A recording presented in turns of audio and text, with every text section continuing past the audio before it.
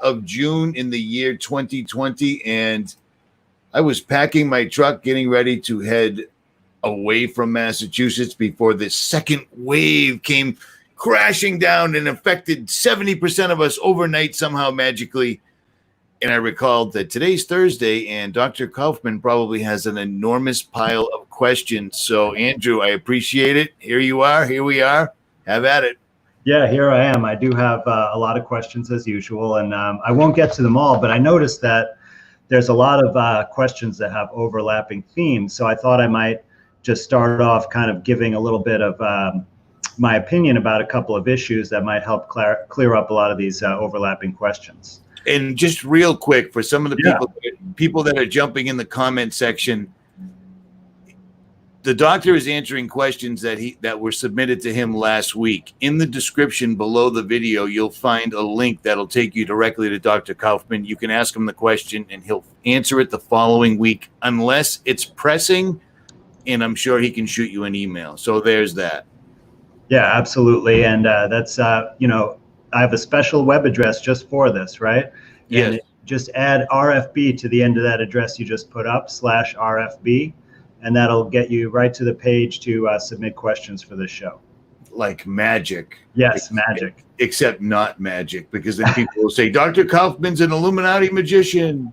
All right, let me digress. Do your thing. All right. So what I wanted to say is that so a lot of diagnoses that people are given by allopathic mainstream medicine are actually, they keep increasing diagnoses and creating new diseases and adding new categories. But I want to say that actually most of these things are really the same thing. They're just that in individuals, because of individual circumstance, they might manifest differently. So for example, like autoimmune diseases. So like you could have a diagnosis of Crohn's disease or fibromyalgia or rheumatoid arthritis or lupus or scleroderma. But in my opinion, those are all actually the same disease, just manifesting in slightly different parts of the body, depending on your individual circumstances.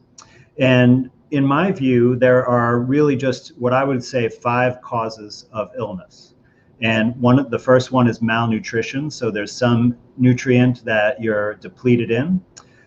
Secondly would be toxicity, and that would include like chemical toxicity, as well as like exposure to various types of radiation, ionizing and non-ionizing radiation.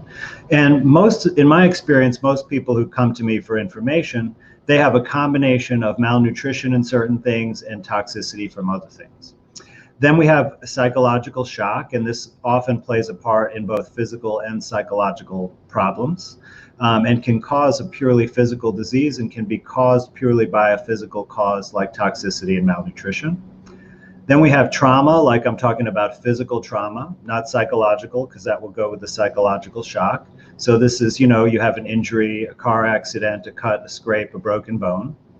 And then the last thing, which is the most rare cause of disease, is a genetic anomaly.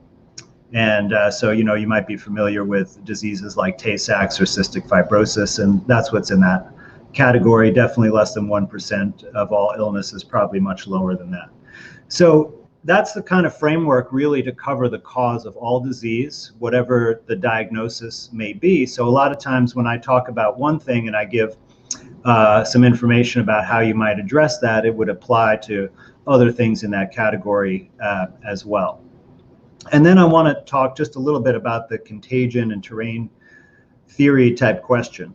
And of course, it would take me quite a while to really go over terrain theory, so I'm not going to do that here. But I want to just propose that the microorganisms in our body play a role to help us recover from illness rather than being the cause of it. And that's essentially the main thing that distinguishes terrain theory from germ theory. But let me talk about contagion for a minute, because I know that this is a real sticking point in letting go of the sort of germ theory idea. And what I want to say is that if there's really no proof of a microorganism causing the disease, then you really know right there that contagion doesn't occur, because what are you then passing back that's causing the disease between people? And it's important to know that in other cultures, like Chinese traditional medicine, for example, which evolved over thousands of years, the wisdom contained in it, and I'm certainly not an expert in it by any means, I only know some very basic principles. But in Chinese traditional medicine, they have no conception whatsoever of contagion. And yet they've observed the same illness pattern in people throughout the millennia. So we've been strongly conditioned to worry about getting sick and passing illness between each other. And I think that's the reason why it's so hard to overcome for most people. But let me talk about herpes a little bit, because someone asked a specific question and they were struggling with that they had a new romantic partner, or maybe they got married. I can't remember the exact circumstance, but they started having intimate relationships with a new partner, or maybe increased it with a partner that was relatively new. And then they noticed that they started having herpes outbreaks. So how could this occur if it's really mostly related to what I said before about a deficiency of collagen? And also let me say that I can't reference a bunch of scientific studies that explain some of these illnesses, because all of the scientific efforts for research and all the funding have really been put into experiments that conform with the germ theory model. So like they haven't had major research grants looking at other ways, other things that would cause disease or other explanations for illness. But what I can say is that when I work with people and I provide this information, and if they decide to use it, that they get better. And the information I provide is based upon a terrain theory, not upon germ theory. So I never tell people that it could be helpful for a certain condition to use something that would kill germs or microbes.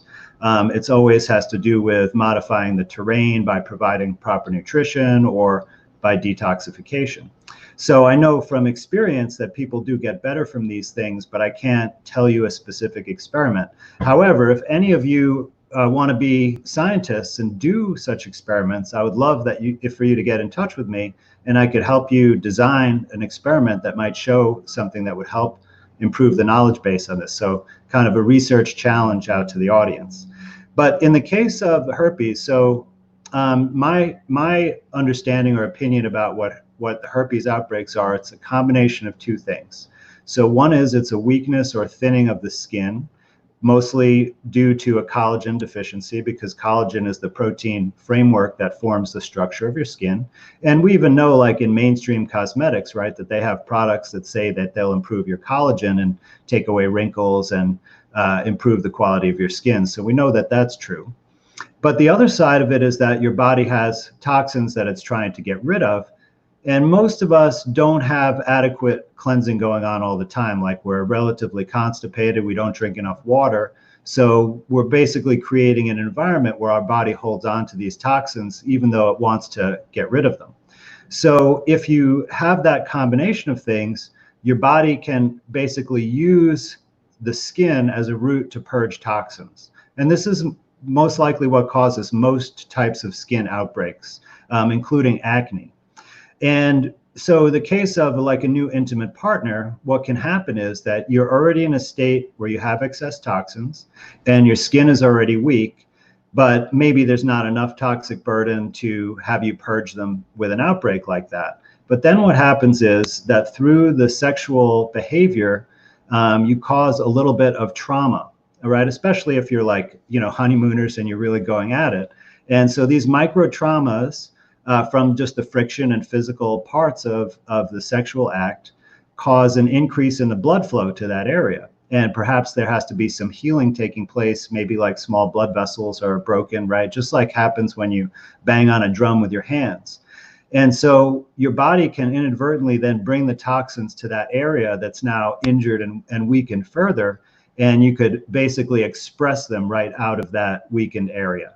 And so that would be my explanation of what's would cause such an outbreak. But all the people that I have consulted with, who I've told about collagen, when they increase the collagen in their diet, and I would recommend like a cup of bone broth a day for several months, they've had very good results in not having future outbreaks. So hopefully that's enough to at least convince you to try the collagen as a remedy and see if that helps you.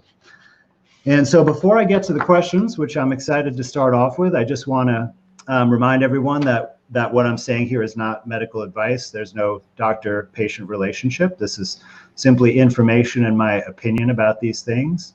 And whatever you decide to do based upon this information is, you take the risk yourself, and the more effort you put into it, the more likely it will be helpful for you.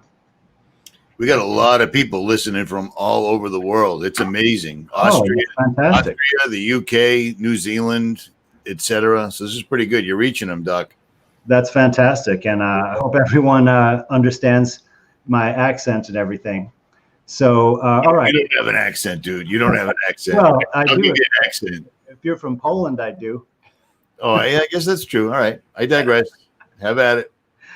Okay, so we have the first question is Jay from Lincoln, Nebraska, who asks, what is the best remedy to naturally get rid of a nasty UTI? Okay, good question. And this is a pretty common thing, especially for women more than men, but men do have this issue occasionally. So I think what happens with UTIs, especially, and we're talking about urinary tract infection, like a simple bladder infection, not talking about when it spreads to the kidney and is more serious. But what probably happens is something happens to increase the toxins in the bladder or in the urinary system. And this could happen from dehydration, where you're simply not making enough urine to clean it out on a regular basis, and stuff gets concentrated there. It could happen if you're very constipated and the toxins translocate from the rectum over to the urinary system, that they're very close together. So it's basically some kind of problem like that, where the toxins are accumulating in the urinary system, and then the microorganisms come there to try to clean them up. And that's when you get the symptoms of the infection, which could be, very uncomfortable. So I would say that depending on how they got there, if you reverse that underlying process, you're going to get a resolution pretty quick. So in other words, you might need to do an enema or do something to clean out your bowels, like castor oil. You could take a quarter cup of hexane-free castor oil, and you'll have a major clean out, or some other kind of laxative, and increase your water intake. So many of the problems people come to me about are actually related to chronic dehydration. And so you should be a minimum of 1 quart per 60 pounds body weight, or 1 liter for 50-pound body weight. I'm sorry, I don't have the kilograms for the European metric listeners, but hopefully you can convert that on a website. And when it's this time of year and it's really hot in the Northern Hemisphere anyway, and you're doing a lot of things outdoor and you're sweating a lot, you have to increase that further to make up for it. So probably just doing one or both of those things will actually make a major improvement. If you want to accelerate the healing, one thing you could consider is taking a few drops of turpentine, and it should be pure gum spirits of turpentine, and just rub that on your lower pelvis, like over where your bladder is. And that may accelerate the detoxification of your bladder and help you recover quicker. So hopefully that's an adequate answer. All right, next one, Antonio Pinzon from Colombia, South America, or Colombia. All right, Doc, here in Colombia, they've stopped producing benzodiazepines. Doctors used to give them away like candy, got people with minor anxiety problems, my mother 30 plus years, hooked on them, and now these people are facing the hellish come down, shivers, fever, diarrhea, dehydration. I'm afraid they want to associate these symptoms with COVID symptoms. Could you give us some advice? Thank you. Yes, well, benzodiazepines like Valium and Xanax and various sleeping pills can be very difficult to get off of. And actually, the withdrawal symptoms can even be fatal. They can cause seizures and what they call autonomic dysregulation, which could put you in the ICU and kill you. So it's not something to take lightly. You have to be very careful. If they just cut off the supply cold turkey and are not allowing people to be tapered, that's a very dangerous situation. But I'm assuming that that's a situation that you're in. And so how do you taper successfully with these? So it's very important to maintain adequate levels of fluid hydration. So if you're having fever, diarrhea, and vomiting, which may be common, those all cause you to lose water. So one thing is you got to keep drinking more fluids. And you might even add a little bit of salt to that. If you can't get the fluids orally, you can actually put them in rectally if need be in a dire situation. So that's going to be one big thing. Now, you can also use like Imodium or belladonna suppositories to help with the diarrhea. It's just a symptomatic thing until you can get through it. It should be over in about 5 to 7 days max. You could actually cross taper with alcohol. So this is one thing to consider because it would be accessible. And I think in Colombia you have aguardiente, which is like a firewater type of celebratory drink. So if you could actually use that. It's not the best thing, but if you're in a really desperate situation, it will relieve the symptoms because it pretty much acts on the same neurotransmitter system. So it's definitely not the best way, but like I said, if you need to get control of those symptoms, alcohol will actually work. And then what you can do is taper the alcohol slowly. Maybe once you get control of the symptoms, taper it by 25% a day. So you have to measure exactly how much you're drinking and throughout the day and then decrease it. And that should make it a lot easier. I never thought I'd be giving that advice exactly, but desperate times, right? So let's see. Now we have another question. For this one is from Tina in Washington. What legal document can I take with me to not comply with masks and upcoming vaccine? We need more doctors who will step out and help us when conventional doctors won't. Can we get a list of doctors who believe as you do and will fight for our rights? So that's an excellent question, and I would like to have a list of doctors like that, and that was really long, and I've thought about doing a project to maybe get some people together, so I'll have to get back to you on that. But I want to invite people to actually take some time and look at what the law actually says, because I think people have forgotten how our legal system works, that laws can only be passed by a legislature. And to my knowledge, there's been no state legislature that's passed any laws requiring masks or other types of measures to prevent spread of this pandemic. All I've seen was executive orders from a governor. And governors actually don't have authority over individuals. They only have authority over state agencies. And so in New York State, I've looked at this. And by the way, Peggy Hall is really a pioneer in this kind of research. And she has a website, thehealthyamerican.org, and also a YouTube channel. So I would definitely encourage you to check out some of her videos. And she has resources on her website, like in terms of the documents that you ask for, that can help educate people about this.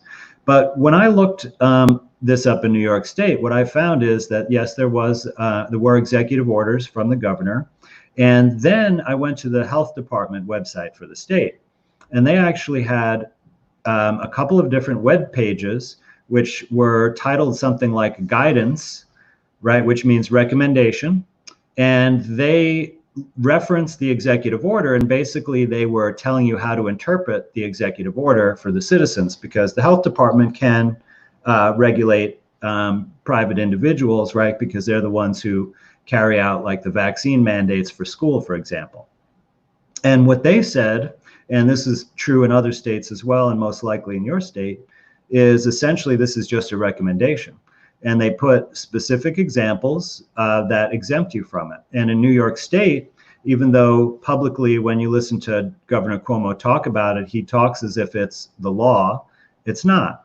And what they say is that you're exempt if you have a health condition that's impaired by wearing a mask, but also if wearing a mask would cause a health impairment, you don't have to wear it. And we know from the data that masks cause a health impairment in everyone. So in other words, what this document is saying is that you don't need to wear a mask.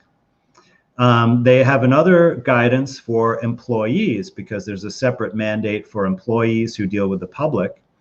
And in there, it says something very similar. So I'm not sure what you're pointing out there. Oh, some death statistics. And in there, just to show people that even their purported numbers don't match up to numbers of things that are happening every day, all day, forever. You know what I'm saying? Right. It's just ridiculous. So I'm trying to be productive back here while I'm letting you do your thing. Thanks. Sorry, man. So on that about employees, it basically says that, it has to be in compliance with OSHA, which is the Federal Department of Occupational Safe and Health Administration. And they have guidelines that require you to have a certain percentage of oxygen in the air you breathe while you're at work in order for it to be safe, which is 19.5%. Normally, the oxygen is about 21% in the atmosphere. But there have been several people, and you can find these going around Facebook and YouTube right now, where they've done an experiment and measured the air in front of their mouth with and without a mask. And you can see that in one experiment that I looked at recently, it dropped to about 17%. That's way below the OSHA standards. So basically, based on the OSHA standards, as an employee, you're at risk wearing a mask. So just based on that, you should have a legal argument that goes against any recommendation. And remember, these are not laws. They're not required by law. They are recommendations or guidance based on an executive order. So you just have to educate yourself on these matters. It's very important to know what you're talking about. And then you have to stand up for yourself and exert your rights based on what they say, actually. And, you can't guarantee that someone is going to respect this, but you need to get this information out there, and you need to, stick up for yourself, even if you risk losing a job or losing something else. You will have a remedy, of course, but I think more and more people are going to learn about this and realize that this is actually the law. I mean, you can go in there with a printout right off the government website and say, look here, I'm not required to wear it. It'd be hard to turn away from that, if you were trying to enforce it. What do you think, Richie? I just wanted to pipe in that the doctor's not just giving you advice that he doesn't follow. He literally did lose his job, which is why he's able to give us his time for not wearing a mask. So just FYI, he walks it like he talks it. So there's that. Yeah, well, it's very important to use your own choices and your own behavior as a way to resist and go against what you feel is unfair and unjust. And that's really the only way that you can overcome it, is by our own individual choices. So that's my belief. Okay, so back to the next question. We have Alexandra from Great Falls, Montana. I've been sick since December with excessive vomiting and diarrhea daily. 3 blood panels all say fatty liver, one saying Hep C positive, others negative. My question is, how can I stop alcohol if it's the only thing making me stop getting sick all day and actually being able to eat for the day around 4 p.m.? It's killing me, but acts like it helps. So I can't live like this anymore. Anemic, also taking iron and eating red meat now. Thanks. So this is a tough one. So I'm just going to assume that your liver problems and your vomiting and diarrhea are a result of the alcohol, because it sounds like that there's a serious vodka problem here. So I don't think fatty liver causes vomiting and diarrhea on a daily basis, and hepatitis C is an imaginary virus. But certainly liver disease, if you have liver failure or if you have liver obstruction, it can cause those symptoms, but they would have most likely been able to tell you that based on your labs. So I don't know that this is the liver causing it. I think it's probably the alcohol. So the best thing to do would be to taper yourself off the alcohol. And I would actually suggest avoiding meat for now, or anything that would be taxing on your liver. So it'd basically be meat, wheat, and dairy would be the things that would put the most strain on your liver. You want to let your liver rest right now and eat like a very clean vegan diet in the short term, and figure out a strategy to taper yourself off the vodka, and be a little bit patient. When you have vomiting and diarrhea, it's your body trying to purge out something it doesn't want in there, some form of toxin. And so let that happen, but make sure that you stay well hydrated, because if you're doing that a lot, then you're losing fluids as well. This would be a good case actually to get in touch with me for a consultation, because it's hard to go into that much detail, in this format, but you can certainly try those things first. Okay, Zach Ham from Escondido, California. I have carpal tunnel in my wrist at the age of 18 and was wondering if you know of any way to reduce it naturally. Wow, 18 is awfully young to have that kind of a problem. Most people say it's from like really repetitive work with your hands and wrists, like using a mouse a lot, like maybe you're a serious gamer and you spend a lot of hours doing that. So if you do have like a really repetitive motion, you might want to just take a break from that while you're going through the healing. I think there's two things that could potentially help with this. Without more information, I can't give you really other suggestions, but one is that it could be possibly partly related to a deficiency in trace minerals. So if you start taking a trace mineral supplement like Shilajit, or which you could find out about on my website, or fulvic minerals, that may help. And then the other thing would be to increase collagen again in your diet. And I think there's a question later on about collagen recipes, so maybe stick around and listen to that answer. Okay, let's see, next one. All right. This is Rick from New York, who asks, I've had 2 unprovoked seizures in 2.5 years.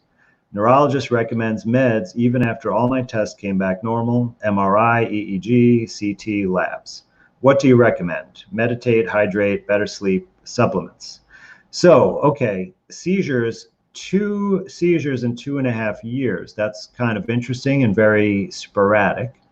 So I would say that it might be related to something that you ate or drank those times. So I would definitely pay very close attention to what you put in your body going forward and see if you can correlate any behavior or any kind of consumption with the seizures. If you've only had 2 seizures in that long of a time, I'm not sure why you'd want to take medications on a daily basis. Maybe you won't have any more seizures at all. Definitely hydration is good, and meditation and better sleep are all things that are going to help your health overall, but I don't know that they'll specifically address the seizure issue. I think what I would probably suggest is going through doing some cleansing, and then just being really careful about what you eat and drink and pay close attention going forward. If you wanted more specific information, I think definitely we could do a consultation. All right, we have a question from Pakistan, which is great. I don't think we've had one from there before. And this is from Shazad Kamar. Hello, Dr. Andrew. Do you believe the diabetes type 2 is also induced by vaccination?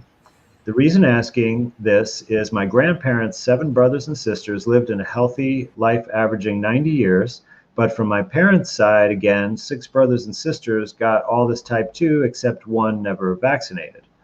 And I know it's, a second question, but can type 2 diabetes be reversed? Well, that's an easy one to answer. Yes, type 2 diabetes can definitely be reversed. And for most people, it only takes a few weeks.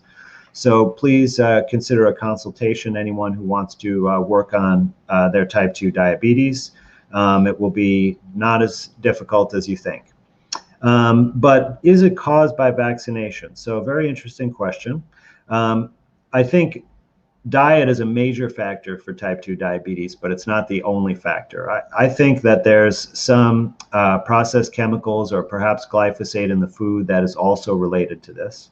I'm not sure that vaccines are really a factor, but certainly in this family, it does give a little bit of evidence, but it could also be a coincidence.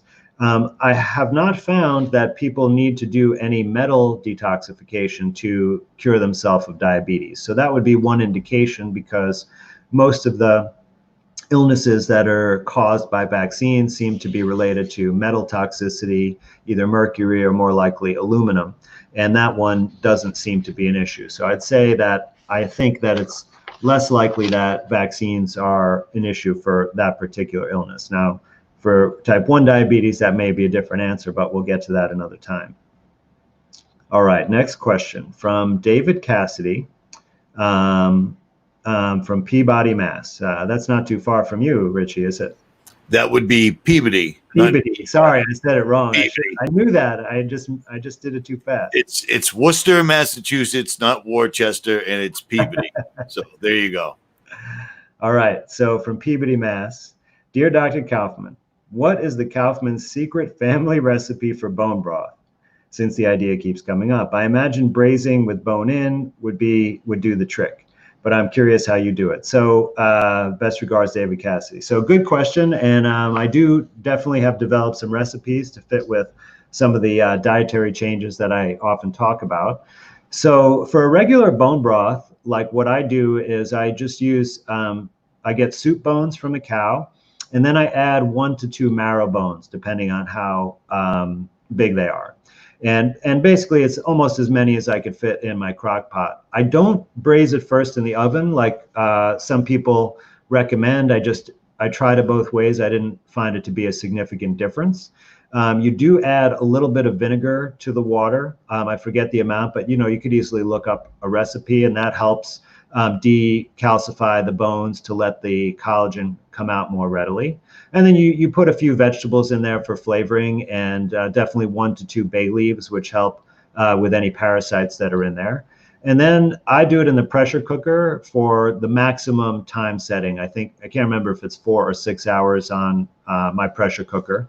But then you could also do it on the stovetop, but it's going to be 24 to 48 hours of simmering to get all the collagen out. And then when you put it in the fridge after that, you'll get a nice layer of fat from the marrow on the top. And I would take that off and save it because it's excellent for sauteing and cooking. And then underneath that, you have the bone broth. And when it's in the fridge, it should be all wiggly and jiggly like Jell-O. And that tells you basically how much collagen is in it. So if it's thin like water, then you've done something wrong. But I think it's fairly foolproof. But lately, because my kids prefer this, what I've been doing is making chicken soup. But so I put a whole chicken in the pot with carrots, celery, onions, parsley, and parsnips and turnips.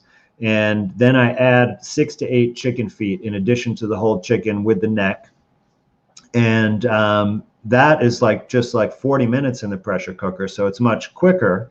And last time I made it, it was like one solid Jell-O. Like you made a mold out of it. Like that's how much gelatin was in it. So you might want to try that as well. And then you want to have if you're just doing the broth, 1 cup a day for probably 2 to 3 months will really replenish you, even if you're severely depleted. So I hope you have fun doing that, and let me know how it turns out. All right, next question. I love how you just say the most disgusting stuff in a medical fashion and gloss right over it. I'm over here like a little kid. Oh, really? Making stupid comments. I've commented so many times. YouTube has banned me from commenting on my own live stream, which is phenomenal. So wait, what part of that did you think was gross? I forget. I think when you said when the fat gets to the top and it's all nice and wiggly and jiggly, I typed in wiggly and jiggly like most Americans, and YouTube refused to post that comment. So well, that's funny because the fat is actually like this solid white stuff. It's the broth that's wiggly and jiggly. Gotcha. Just like a bowl of Jell-O. So, but yeah, that would be like if it like it reminds me of oh gosh, what that movie where they were making soap out of human fat, like from liposuction. Yep, I remember that. That was the best movie in the world. Yeah, it was. Fight Club, right? Tyler Durden. Yep, exactly. All right, do your thing. Do your thing. I don't want to waste your time. Okay. Well, Jennifer P. from Milwaukee, Wisconsin asks, I inherited spinal stenosis from my late father, of whom suffered severely for decades. When the stenosis gets bad, I feel like lightning, aka spasms that shoot down from my neck, back, shoulder, left arm, and leg. In addition to the treatments to slow down the disease, such as laminectomy, neck fusion, epidurals, and spinal decompression. So what other recommendations do you have that may work? So one thing is those things actually don't slow down the disease. They're just stopgap symptom relief measures. The underlying disease continues, which basically is like the joints in your spine get destroyed and get inflamed and get scar tissue and just get worse and worse over time. So you said that you inherited this, but I'm not sure what you mean by that, because inheriting things is something that I think we often confuse and we equate with being genetically determined. And I don't think most of these things actually have anything to do with our genetics. They may have to do with our epigenetics, which is how we express our genes, which we can change over time. But most of the time when you inherit something, like, remember, you can inherit things like poverty, you can inherit being Catholic, and none of those things have anything to do with our genes. I don't think anyone would argue otherwise. But with this, most of the time we inherit things because we have the same lifestyle as our parents and other people in our family. Like, we eat the same foods, we have the same activity levels, and things like this. So I think this is probably a combination of toxicity and collagen deficiency. And so that would be the initial approach I would take, would do like a cleansing diet and other cleansing practices, and then at the same time start fortifying the collagen. And I think that would likely have a good initial benefit. And then something like the turpentine protocol may be the next step. So I would definitely encourage you to look on vitalitycapsules.com and download the Candida Cleaner Report, and that tells you everything you need to know about turpentine, and then you can see how you feel about that, if it's right for you.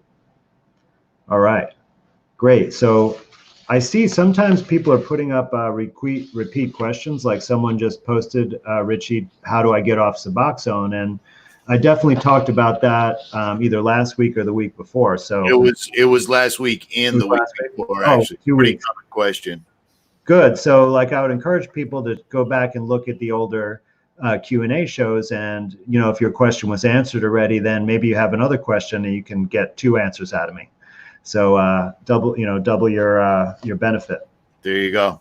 Taper off, obviously. Anything like that, taper off. Don't try to go cold turkey. I've had some experience, and everyone I've ever grown up with has had experience with it, one way or the other. Big Pharma, baby, making America great.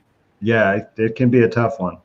All right, so we have Robert from Portland, Oregon, who writes, hi, Dr. Kaufman. Would you recommend detoxifying heavy metals and contaminants for someone that has been vaccine injured? How do you get these heavy metals out of tissues and organs? Thank you. Well, this is a great question, and I'd say yes, absolutely. That's the main strategy to deal with vaccine injury.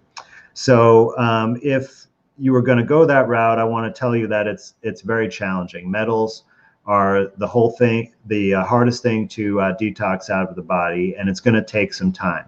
And there's not one answer that works for everyone either. There are different practitioners out there that have a variety of different protocols, and I give a lot of information to people about different strategies, and they can do different things, but I'll tell you some of the principles. So one of the principles is that you have to do some general cleansing to begin with. You can't just focus purely on the metals. And then there are a lot of things that can work with metals, but many of them are binding agents or chelating agents that you swallow or take orally. And those things are very good. They can be very strong. And I'm talking about like cilantro, chlorella, zeolite, bentonite clay, diatomaceous earth, even charcoal. So, and I'm sure that I'm forgetting several other ones, horsetail. And so, but these things will take the metals out of your gut. And if they're far away or not accessible to the gut, it'll be very hard just using something like that to make a difference. But some people do have excellent results. There are ways to get the chelating agents into the blood that might get better penetration into some of the organs that are further away from your gut, like if you're trying to get them out of your brain, for example. And there are some sublingual preparations available, and then there are things like spagyric tinctures or other tinctures of things like cilantro and horsetail, or even chlorella, that can go in your blood and chelate. Now, you can go to a conventional doctor and get IV chelation, and there are different chemicals that they use for that, but I don't generally recommend that procedure because IVs are causing trauma just by themselves, and then those substances can be toxic, especially to the kidneys. So they're a little bit riskier, but it's definitely something to consider, especially if other things don't work. And then aside from those like sublingual or drops, like tinctures that you take, you can also use the skin to help get metals out. And so you can do like baths or make a paste out of things like bentonite clay or diatomaceous earth and apply it to the skin, or soak in a bath. Or you could even do like infrared saunas, which will help get the metals out from the skin.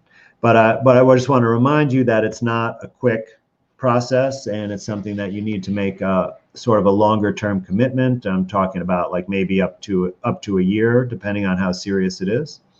And you know, that will be the path that you would take for that. So anyone who, you know, wants help with that, I definitely am trying really hard to improve the ways that people can be successful doing that, and so I can give you, you know, more detailed information.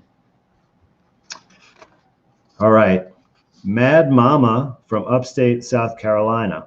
Dear Dr. Kaufman, first, oh, Richie, you might want to listen to this question. First, listening to all the questions. Oh, okay. First, thank you so much for giving your knowledge on a platform of people that need it. And now for my one question, are you married? I ask because I see the energy of love coming your way. Since I don't know you, I wonder how this applies. Even in such times as these, love knows no boundaries. Thank you for reading and answering my question. Godspeed. Well, Mad Mama, that's an interesting question. And I'm actually not married, but I definitely feel love coming my way from all of you wonderful people out there. And I hope that you can pick up on the love that I'm trying to send out to everyone right now. So I think that's a great way to live life. And it's been just, you know, amazing, like the people that I've met and who have been so generous with their thoughts and words toward me. So I really appreciate that. I've mentioned that numerous times, that it's amazing to me that in the circumstances that put you on a live stream with me every week for the last several months now, you remain upbeat and genuinely happy. You know what I mean? You can't fake it unless you're just the best actor ever. But I mean, you can't miss it. Yeah, well, I'm not. I, on the other hand, not so much. So, I just, you know, I realized that. I mean, I did go through a stage where I was really, you know, totally stressed out and worried, and you know, trying to stock up on all the kind of survival supplies that I could think of, and I did a good job with that. So I feel prepared, but you know, I couldn't sustain that kind of fear and stress. And you know, through my kind of reaching out and doing some, you know, meditation and trying to get in touch with Source and with God, and I just felt like that really this, in the end, that this is going to be really good for all of us who are willing to embrace a new reality and willing to take steps to get out of this kind of matrix delusion cult that we're in. And I just see that vision clearer and clearer as time goes on, and it keeps me motivated. And all the people who are now opening up to natural healing and who are making progress with their health, like through their own effort, it's like, it's, you know, how could you not just be happy and optimistic about this situation? Well, that's the main reason that I kind of introduced my usual subscribers to another channel that I've had since 2017. And all I was basically doing was documenting my travels. And it's basically me videotaping owls and horseshoe crabs and things underwater, and people seem to like it. So, because you can't get mired down in this 24/7 or you'll lose your mind. And that's part of it. They want you to. That's why the news cycle is never-ending fear and nonsense and ridiculousness. And so isn't music and video games and television and everything else. So, yeah, I don't have time for that stuff. I hear you. And it shows. So, all right, let me jump out of here. Do your thing. Thanks, Richie. Okay, so now we have Gretchen Kaup from Oklahoma. I hope I said that right, because we have the same problem here. Hi, Dr. Kaufman. People have had trouble pronouncing my last name too. I had sclerotherapy on both my legs a year ago and still have numbness and pain at times. I don't wear compression and try to move around a lot, but my legs do feel heavy and tired at the end of most days. What are your thoughts about compression, and what can I do at this point to heal and improve? So I guess you're saying that you had varicose veins and they cause swelling and pain in your lower extremities. And sclerotherapy, I think, is some way to fix the arteries or get rid of them. That's my understanding.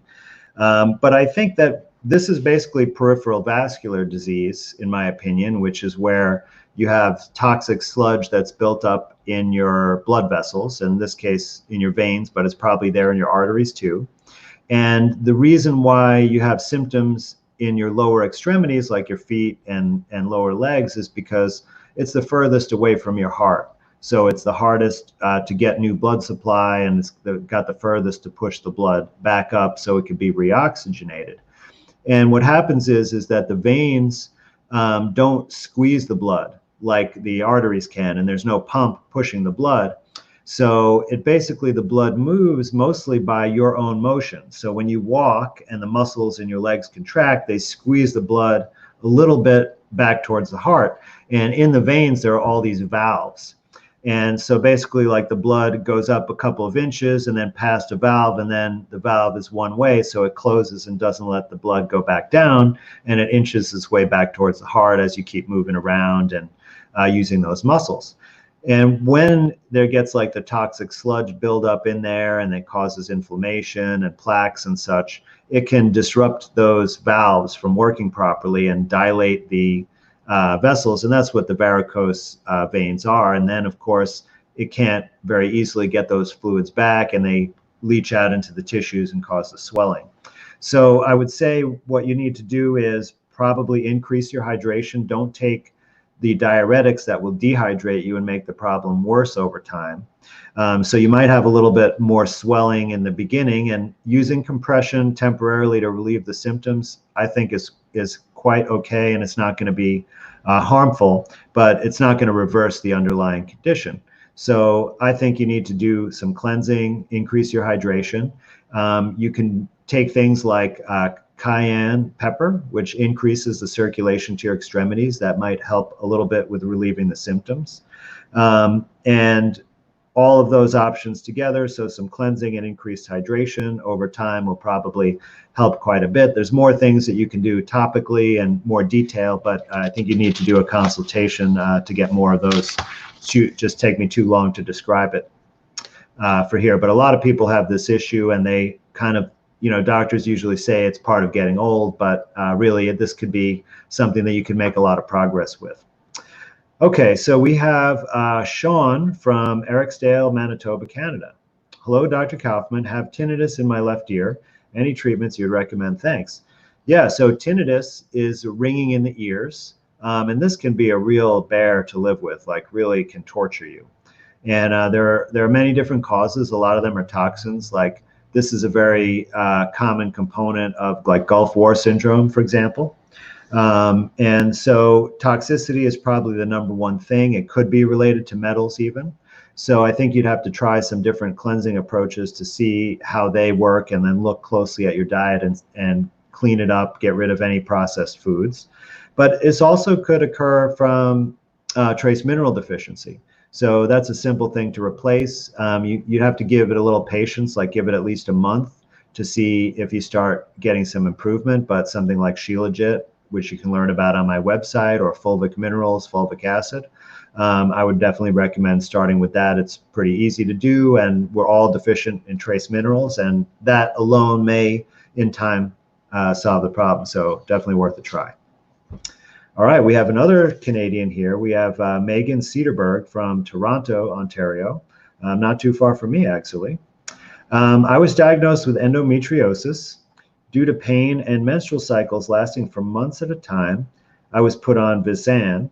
I had no prior hormonal therapy before the Visan, and I'm not exactly sure what that is. I think it's some form of progesterone. I've been taking this drug for about 8 years now. How do I get off it? If my body's possibly isn't making its own progesterone anymore, I don't know what to do about my endometriosis. I really need your help. Thank you so much. So endometriosis, I think, is usually a little bit more complicated. So I would say if you want me to help you work on that, get in touch with me for a consultation. But to get off the progesterone, I think the easiest thing to stimulate your body to start making it is, one, you probably have to get off of it slowly. So you might have to and look at how it's affecting your menstrual cycle. And you might have to discuss this with your gynecologist to see the best way to do this. You can have withdrawal bleeding sometimes when you come off progesterone, but that might be actually helpful because when you have this excessive menstrual bleeding, it's really your body's own detoxification method. So it's trying to get stuff up. And if you suppress your period with drugs, that actually decreases your body's ability to detox. So when you then allow your menstrual cycle to resume fully, you can have like very heavy periods because your body's been saving these things up and now wants to get rid of them. If you do some cleansing before that, like do some enemas or increase your bowel movements to 3 a day, that will definitely mitigate it because it'll give your body another route to get the toxins out, so it won't have to hemorrhage as much at that time. And then the other thing is that if you eat cholesterol-rich foods like liver, shrimp, lobster, that will help give your body the starting materials to make its own progesterone and hopefully help kickstart it so that you can like restore to yourself to a more natural hormonal balance. All right. We're halfway through. How are we doing on time here? Oh, wow. We ate up a lot of time. We're on your time schedule, brother. As long as you go, as long as you want. Andrew. Well, you know, like I get carried away and I have such a good time here. I don't even realize how late it is. I'll tell you what, for the amount of trolls that I've been kicking out of here, it's amazing how many people we've got watching. And it's amazing that you're a literal MD with a bachelor's from MIT. I mean, you're no joke and you're doing this for free and you're happy about it. So you take all the time you possibly want, brother. I'll sit here all afternoon. No worries. Thanks, Richie. All right. So we have Nathan from London, Ontario, Canada. As a final part to the question series on mental illness disorders for Dr. Kaufman and Richie, do you think pharmakia, from which the pharmaceutical is etymologically linked, factors spiritually into the manifestations individuals project or experience while receiving antidepressants and or antipsychotics? Could this druggery pharmakia open individuals up to spiritual possession? Wow, this is a really interesting question here. And so I had to do a little research here because I actually have not looked up the etymology of pharmacology. So thank you for leading me to look that up. And what I found is that pharmakia is a Greek word, and it means a healing or harmful medicine. So either one. That's just like the 2 snakes of the caduceus that I talked about on my recent documentary film that was taken off YouTube, but you can actually download it from my website now if you want, or watch it there. So maybe that would be of interest to you. A healing or poisonous herb. So once again, both snakes, both sides of the polarity. A drug, poisonous potion, magic potion, dye, raw material for physical or chemical processing. So that is quite interesting. And I think a lot of pharmaceuticals actually are harmful and not healing. So it kind of fits with that paradigm of the actual meaning of the word. As far as how they're applied to mental disorders, I think, you know, there definitely is something to this. I'm not sure about like being possessed, although I would encourage you to look into Jerry Marzinski's work, because he and Sherry Swiney have written a book about this, and he has several interviews talking about how he feels that schizophrenia is actually a form of demonic possession and has a psychological approach to deal with that that's been quite successful. And, you know, Richie, I'll tell you something really interesting, because if you have, like, you hear voices like you would with if you had schizophrenia talking to you, and they often insult you. So it's really unpleasant illness to have. But if you read Psalm 23, the voices get really upset. They protest. They get angry. They tell people to stop. And this is like, there have been hundreds of people who have tried this and have had this kind of reaction. So I think this provides some quite interesting evidence of how demon possession may actually be a factor in some mental illness. Have you heard anything about that before? I've covered that in videos before, but other channels have done a much better job on it. But yeah, without a doubt, it's absolutely real. We are not alone here. It is. We're not the apex. You know what I mean? Right. But yeah, you're on it. You're on it. I'll find. I forget who did it. I think it was the YouTuber Zendrius. He's kind of an OG. I'll see if I can find that. Maybe we can bring it up not next week, but the week after, if possible. Yeah, sure. All right. It's really interesting stuff. You know, antipsychotics, they don't work for most people, but in maybe about 40% of people, they actually can reduce the voices. And so sometimes they're useful in a very short term, so that if someone's too consumed by hearing voices, like you can't really reach them and have a rational conversation, they're too influenced. And if the medications reduce it to some degree, you might be able to interact with them better and then come up with another plan to like address the underlying thing. And so I think in that context only, they might be somewhat useful. Antidepressants are a different matter. Like I think what they do is basically numb your emotions so you don't feel them as badly. And this puts people into kind of a spell of complacency, that they don't address the underlying condition that's making them depressed, which could be a number of things. Could be completely physical, it could be completely psychological, or anything in between. And so in that sense, I do think it kind of fits with your point. But certainly like some drugs of addiction and abuse do also put people in some kind of spell and may, be paramount to some kind of possession. Like James True talks about the spirit of the cannabis plant and how it actually wants to make you happy and give you relief. But if it possesses you, then it can take control and influence your behavior. So definitely stuff to think about. All right. I like when we have to get creative and talk about other things in these questions. So absolutely, because it all ties together, man. So you're on it. That's what I love about you, brother. You're the smartest dude that I know, and you're open to pretty much anything within reason, as long as it's not nonsensical. So you got to love that. Yeah, absolutely. I mean, you got to use discernment, right, to tell what has some legitimate truth to it and what is just, total BS. Nonsensical bullshit. Yes. All right. So Karen M. from Maine. Hi, Dr. Kaufman. In an earlier show, you mentioned that the symptoms of Lyme's disease are not caused by bacterial infection. I live in New England and have many friends and family members plagued by this disease. If Lyme is not caused by bacterial infection, is there another common cause? Why are certain bacteria associated with it? What about the bullseye rash? Thank you. So yeah, all good questions.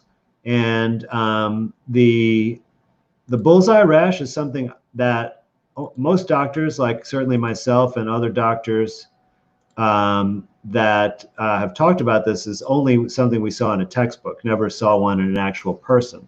So I'm not sure what the significance of it is per se, but it certainly, is in the textbook description of Lyme disease. Most people, I think, that get a diagnosis have some kind of physical pain or discomfort, and usually the telltale thing that gets this diagnosis is migratory arthritis. So where they have arthritis or joint pain in different joints in the body that moves around. But, this goes back to what I said at the beginning, of the 5 causes of disease. So malnutrition and toxicity, most likely it's a product of both of those. If it involves the joints, it could be related to collagen deficiency. Because that's what the joints are made of, and if they don't have sufficient tissue and strength, they're more prone to store toxins there, and some kind of toxicity. But, they've never proven Koch's postulates, of course, for Lyme disease. And also, there's no test that they do that actually shows this bacteria that they say causes it, Borrelia burgdorferi.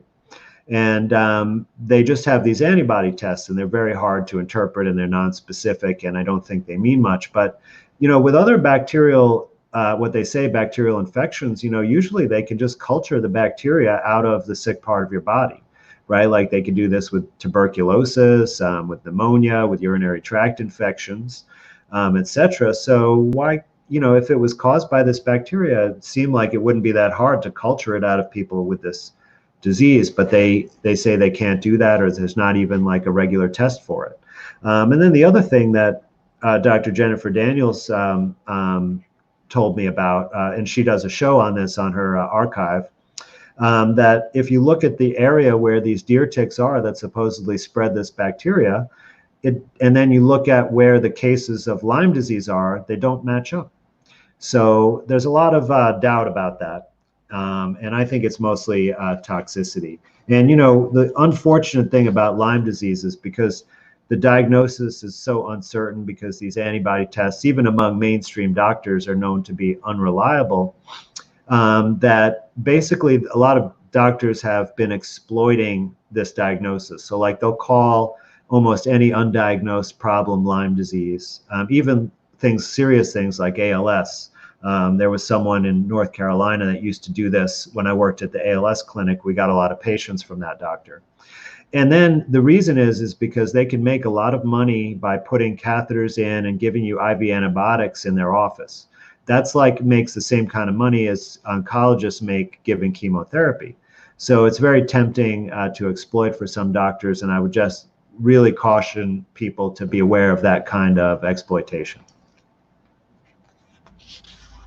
Okay, so now we have Debbie Stoya from Seneca, South Carolina. Thank you, Andrew, for being so honest and transparent. Well, I appreciate that, Debbie. My sister takes Xanax for anxiety. She has taken for quite a while now. She's experiencing almost daily bouts of diarrhea, and she describes that she eats food. When she eats food, she feels like a brick in her upper stomach and has lost a lot of weight. Could this be connected with taking this medication, and her body could become toxic from the med? Okay, so unless her dose was cut down substantially and this is a withdrawal symptom, I don't think it's related to Xanax, actually. This sounds like it could be something serious. Like, to be honest with you, it sounds a little bit like the possibility of a cancer diagnosis. So I think if you want my help getting to the bottom of it, this is definitely a consultation.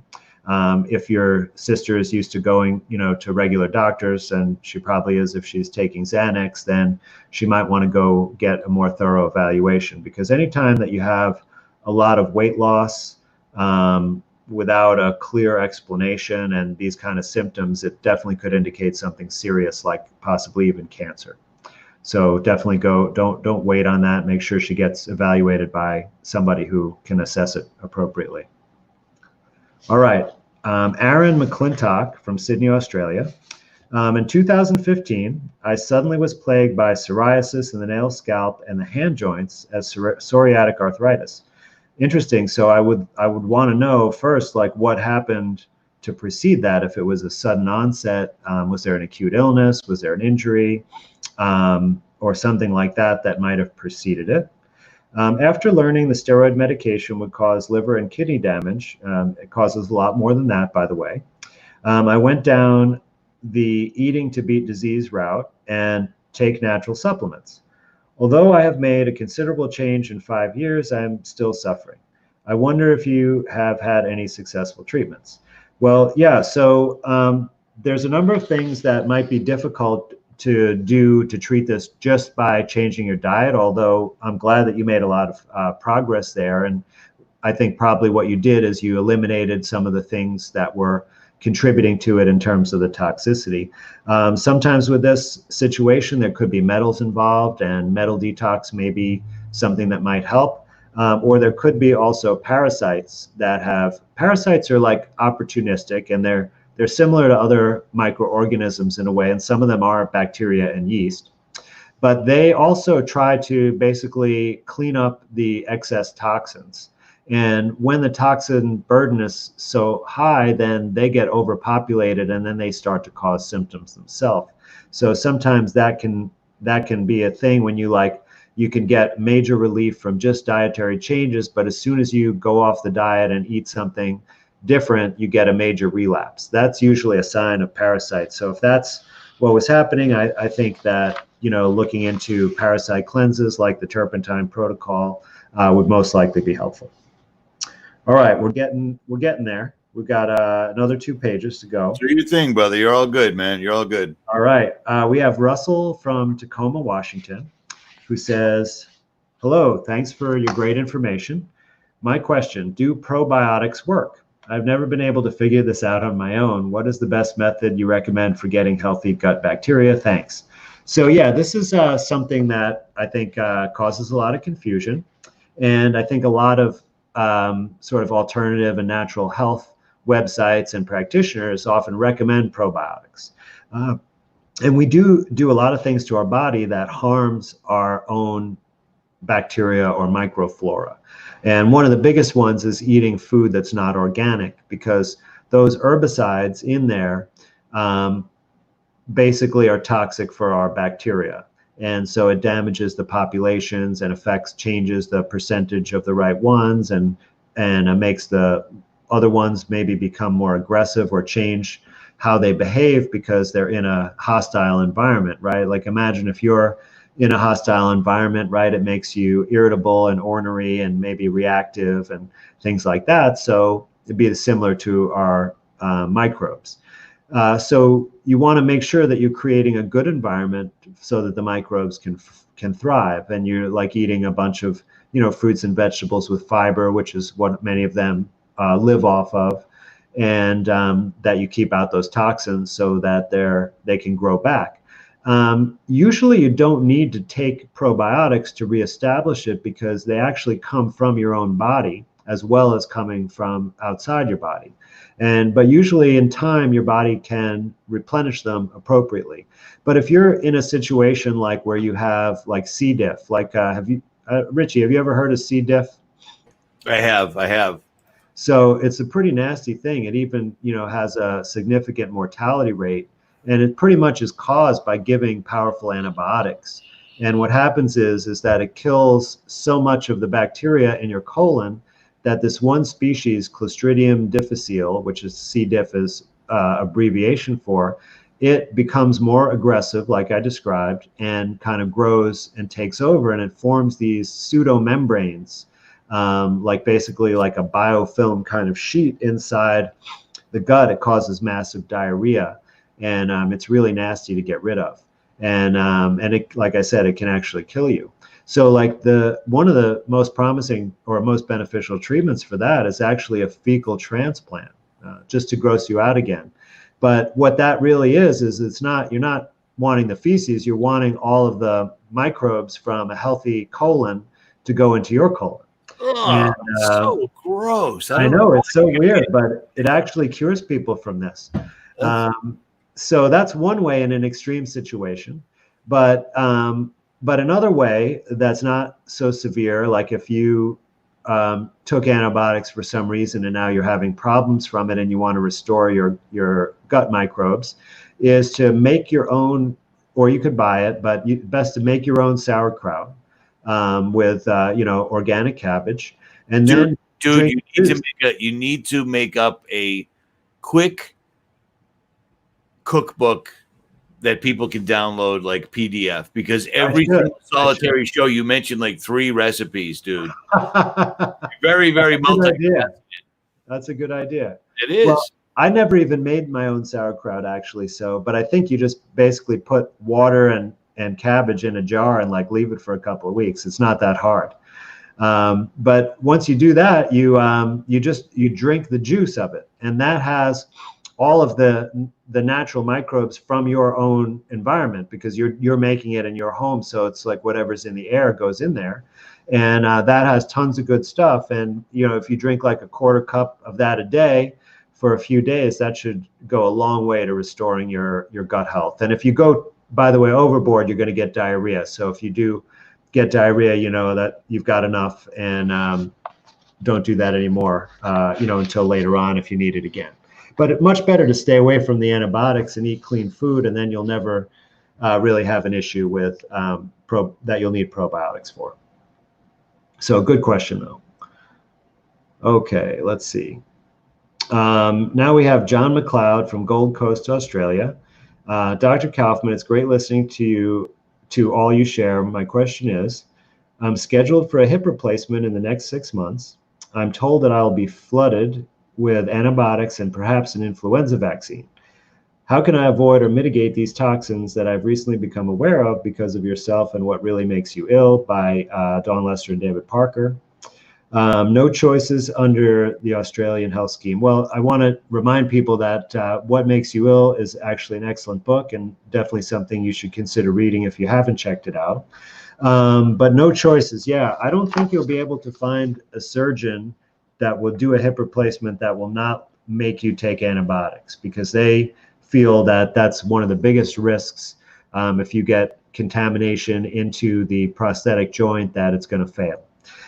So I would ask the question is, do you really need a hip replacement? Have you tried anything to heal the hip on your own naturally? So I think probably if you do some cleansing and serious collagen replacement and maybe the right kind of gentle physical therapy approach, probably in 6 months to a year, you could heal it enough that you would no longer need surgery. So that's the approach that I would do. The antibiotics are definitely going to take a toll on you. They use some pretty strong ones. And the flu shot, it has nothing to do with a hip replacement. So I think that might be one that you can get out of. Sometimes like people who have allergy to eggs get exempt from flu shots, but I don't know. That has nothing to do with the hip replacement. So I don't see why they would make you do that. You should be able to get out of it. But I want to say that if you go into a hospital, because many people have told me stories like this, whether they don't respect your wishes necessarily, like if they have a routine thing that they do, like they do antibiotics every time before surgery, even if you work out an arrangement in advance where you don't consent for that and they agree to proceed anyway, they could very well just put it in you without even you knowing, because you'll be under anesthesia when they do this and you won't be able to advocate for yourself. And it could just be a simple mistake that they do it so routinely that they just don't think twice and they do it. And even the person who's not the surgeon would do it. So you only talk to the surgeon about it. So I think the best thing is to stay away from the hospital as much as possible. And, hip replacements are not miracles necessarily. They work to varying degrees. And I think there's a good chance you can heal the joint without that. All right, Nick from Ohio. Dr. Kaufman, what are your views on nation iodine supplementation? And if you are supportive, what's your opinion on proper dosing? Reluctant to try mega doses as a theory, the linked theory, which I'm actually not familiar with. They did give a link here, but I'm sorry, I didn't have that much time. But I saw that the name of the website of the link was Stop the Thyroid Madness. So I thought a better answer to your question would be about the thyroid madness. It is common that people are somewhat deficient in iodine, but I haven't seen people taking iodine having major improvements in their health. So I think you have to pay close attention when you try any supplement to notice, does it make a difference for you after you take it for a period of time? I generally recommend iodine from kelp as a good source.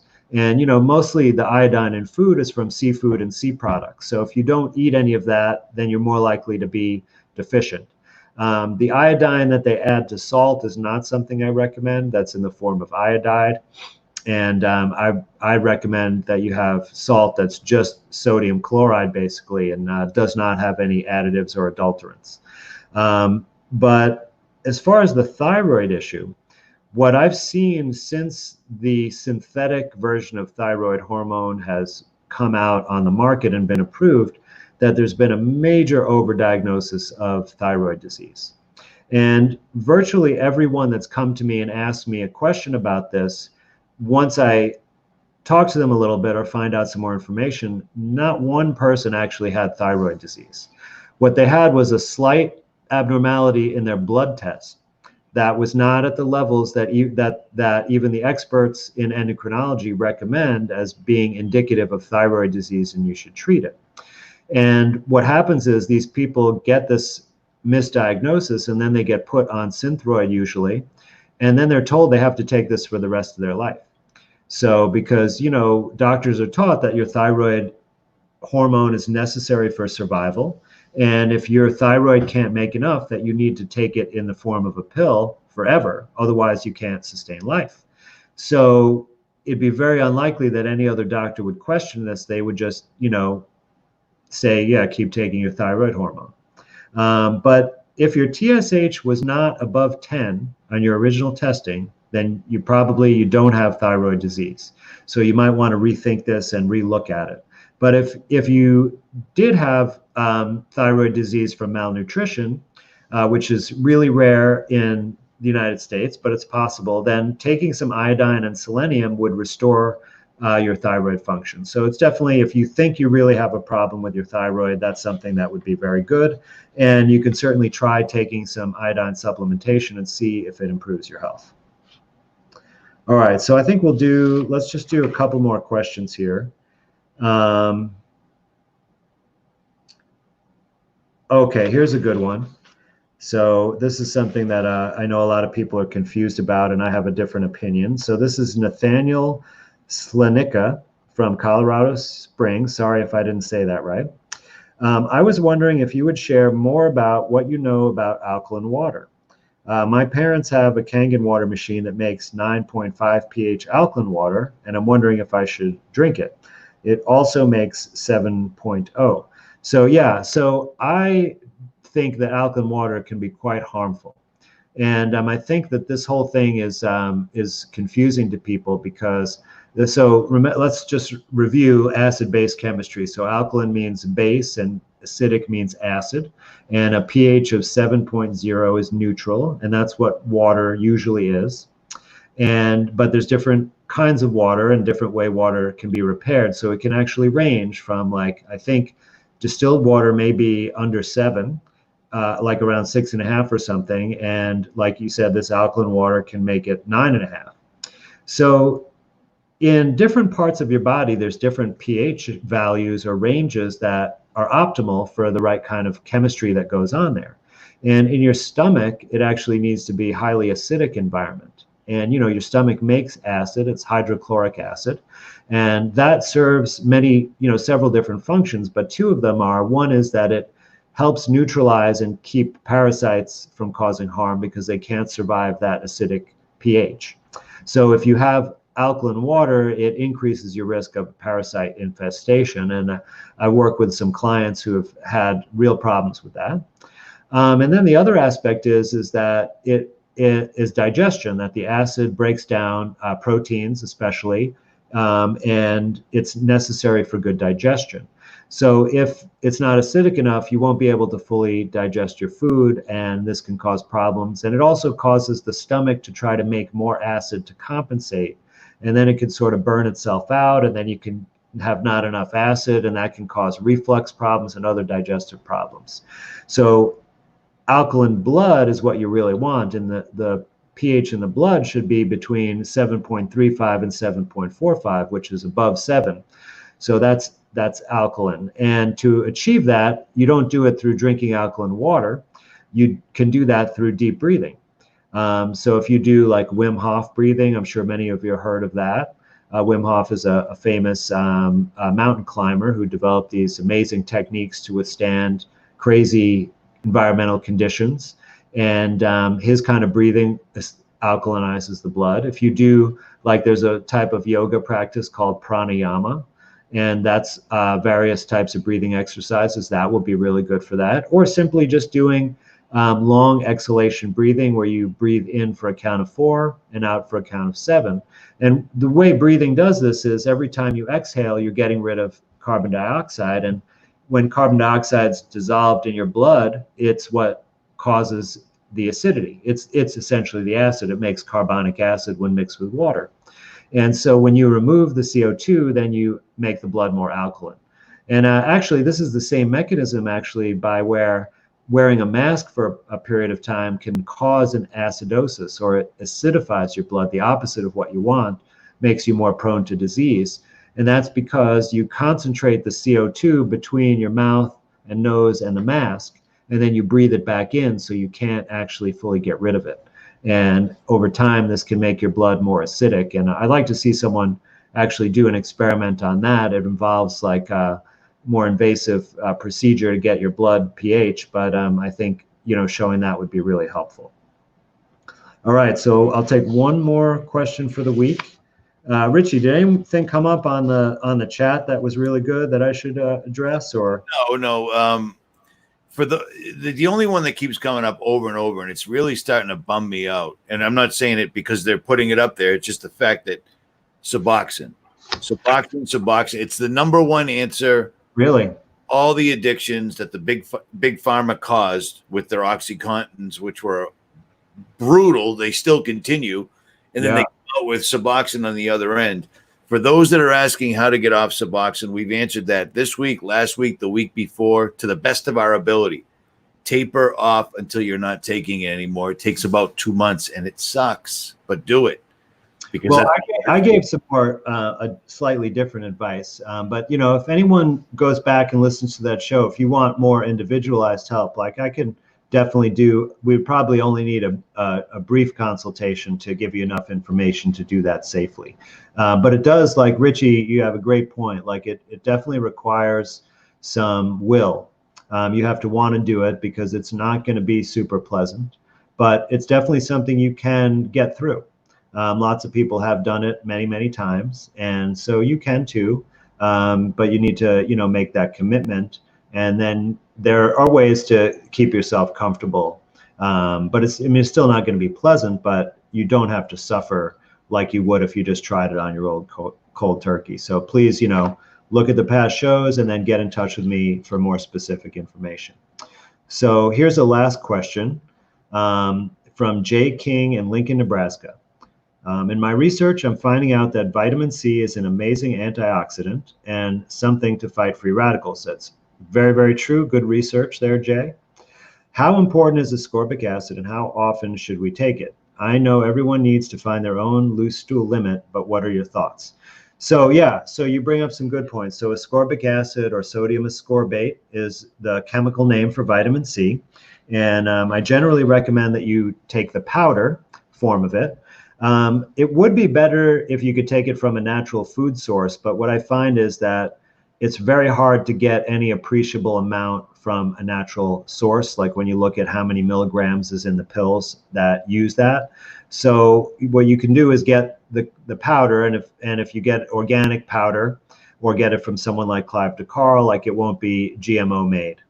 And that allows you to adjust the dose really easily. The sodium ascorbate is less sour tasting than regular ascorbic acid, so it's pretty darn sour if you're just mixing the powder with water. So just be aware, if you can't tolerate that, then you might want to get the sodium ascorbate. And I think there's a recipe you can mix it with baking soda to make sodium ascorbate from the ascorbic acid. So definitely look that up if you want to try that.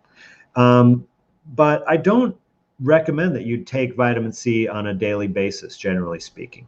I do recommend it for during a cleansing or a detox process because of the antioxidant properties. It's really good. There are other people who do swear that taking it every day really helps keep them healthy and even keeps them free of like even colds. So I don't deny that. I just don't recommend that myself because I just don't feel like it's necessary, perhaps. Maybe I will change my mind in the future. If you're using it for a cleansing process, I don't think you need to push it to the point of diarrhea.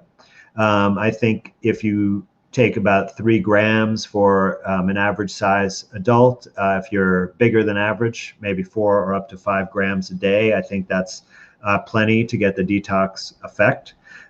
If you're trying to treat an acute illness, like a pneumonia or something with it, which I don't recommend doing that as the only treatment, but it definitely could be very helpful and may be all that's necessary. That's when you need to push it to the high dose. Or if you're using it as a blood thinner, like to treat a blood clot, which also is a great use of it, and it's much safer than the pharmaceuticals that can cause severe bleeding problems. So for a blood thinner or for an acute illness, what you should do is one thing you could do is take 1 gram every 2 hours. Maybe start off with taking a bigger dose to begin with, like take 2 or 3 grams to start, and then take an additional 1 gram about every 2 hours throughout the day. So start in the morning and keep track of exactly how much you take. And then when you start to get diarrhea, count up the total amount you took that day, and subtract 1 to 2 grams from it and make that your daily dose during the acute illness or while you're treating a blood clot. And that should be fairly accurate. If you notice a little bit of easy bruising on your skin, that tells you you're at a good blood thinner level. But if it's get a big bruise, then you want to back off a little bit. So hopefully that's helpful about vitamin C. It can definitely be tricky to figure out all those things. Well, Richie, I think that's enough questions for me today. That's cool, man. That's cool. You went on for an hour and a half, so that's no problem. This is freaking me out. There's 3,000 people watching this, so looking at this, I have no clue in the world what this means. And I hate to block somebody, but I mean, this makes 0 sense. Both of my channels are demonetized. I don't know. You know what I mean? You're not going around to Walmarts and putting up signs? I try not to. At any rate, anything you're going to be taking next week off, and I will be on the road or whatever. So we'll catch up on the following. If you've got anything pressing that you need to get out there, just shoot me a text and we'll figure out a way to go live. I definitely will. And yeah, I'm taking a much needed brief vacation with a great group of other people, including some major content providers in this kind of space. So I think we'll probably have some material that will be coming out after that, you know, talking about various things and plans for the future. So I will try to stop in on that. You already invited me and I totally forgot because I have the worst memory in the world. But yeah, I will try to make it through. I'll clog up your texts and your email. Yeah, I love that. There's nothing I like better. So that'll be phenomenal. All right, guys. Just real quick. Let me run this one by you. This is Dr. Kaufman's website. Everything is pinned in the comment section below. Any questions that he may have answered in previous shows, you can find the week earlier on RFB or RFB2 because my main channel I was locked out of it for a week because I was bad. But Andrew, check this out real quick. This was always a rumor, you know, oh, that's not real, et cetera, but it is real. These are the DARPA mosquitoes, and if you notice right here, it literally, I mean, these have been around forever, but this was recently republished again in Military Aerospace and Electronics. And it said U.S. military researchers have chosen 2 organizations to enable technologies for insect-sized robots. If you notice that, first of all, the mosquito, if you had to build one, it's a perfect setup to build a drone out of. And if you notice, the proboscis of it is it's a syringe. A syringe, yeah, I saw that. Wow. They just told us that they're thinking about releasing genetically modified mosquitoes in Florida and Texas, which means they already did. That would be a way to spread a pandemic. Well, you know, that's definitely a possibility, but you know, like with these so it's important to like distinguish genetically modified mosquitoes from robot mosquitoes. Well, that's the thing. Right? They're never going to, whenever they say anything, you have to look at it worse. Oh, they're genetically modified, meaning they're made out of metal. They have syringes on it. They're never going to say we released a bunch of robotic DARPA mosquitoes because who would know the difference? And last year there was a rumor, and it's a straight up, no proof, no links, no video, no nothing rumor that a woman swatted one on her arm, and it was a metallic robot. Wow. Well, that's where. If it's true, like I think people will be able to collect some samples and show them under a microscope or something, or with a, you know, just a magnifying glass, right, and a camera. Get that thing on video. Everyone's got a phone. Yeah. Everyone's got a camera. But I find it strange that Florida is now locking down again, slowly locking down. And Florida and Texas are the 2 main places that they're trying to claim that it's returned. It's returned again. I wanted to show you this just real quick. I'll keep this very, very quick. Well, Richie, this is good because I just actually reported on the gene drive technology on an interview with Spiro Skouras last week. Yep. And there's a great video that you can find from, gosh, I forget, but it's linked in that interview.